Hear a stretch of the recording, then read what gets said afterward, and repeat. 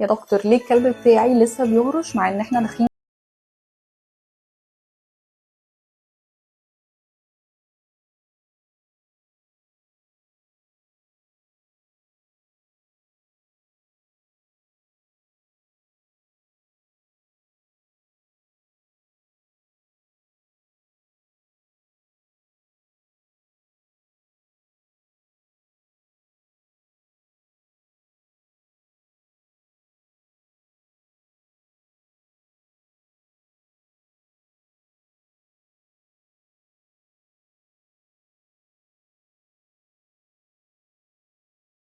اكتر من القراد في الوقت ده ويبقى بيهرش ليه؟ لان زي ما اتفقنا قبل كده ان البراغيث مش بس بتقرص الكلاب والقطط بتاعتنا، بل بالعكس هي كمان بتعمل حاجات كتير قوي زي الانيميا، زي نقل الامراض، منها بقى ان هي بتعمل حاجه اسمها فري الرجيك ديرماتايتس او التهاب في الجسم عام، حساسيه في الجسم عامه من قرص البراغيث.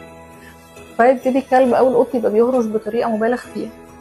طب يا دكتور ايه الحل؟ الحل بسيط جدا، ان احنا نرجع نحط او نواظب على بروتوكول الانتي بارازيتكس، الاكسترنال انتي بارازايتس بتاع القطط والكلاب، اللي هو ان احنا نحط السبوت اون، نديهم الاقراص ايا كان احنا ماشيين على انهي بروتوكول اللي بيحميهم من الحشرات حتى في دخول الخريف وفتره الشتاء كمان، بحيث انهم ما يتعرضوش ان يجي لهم اي اصابه بالبراغيث فتعمل المشاكل دي كلها، ونبتدي نبقى مش عارفين المشاكل الجلديه دي امراض جلديه ولا حساسيه من البراغيث، ويبقى الشعر بيقع ويبقى عندنا كل الشكاوى دي.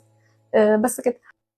ولو حابين تقدروا تكتبوا في الكومنتس نوع الحيوان بتاعكم، اذا كان قط ولا كلب، نوعه، وزنه، الكود بتاعه عامل ازاي. لو حابين نقول لكم ريكومنديشنز لاحسن او انسب نوع للانتي بارازيتكس ليهم اكوردنج بقى لحاجات كتير، حجمهم، نوعهم، سنهم، حالتهم الصحيه، الحاجات دي بتفرق قوي في اختيار الانتي بارازيتك المناسب. بس كده، ودي كانت معلومه النهارده.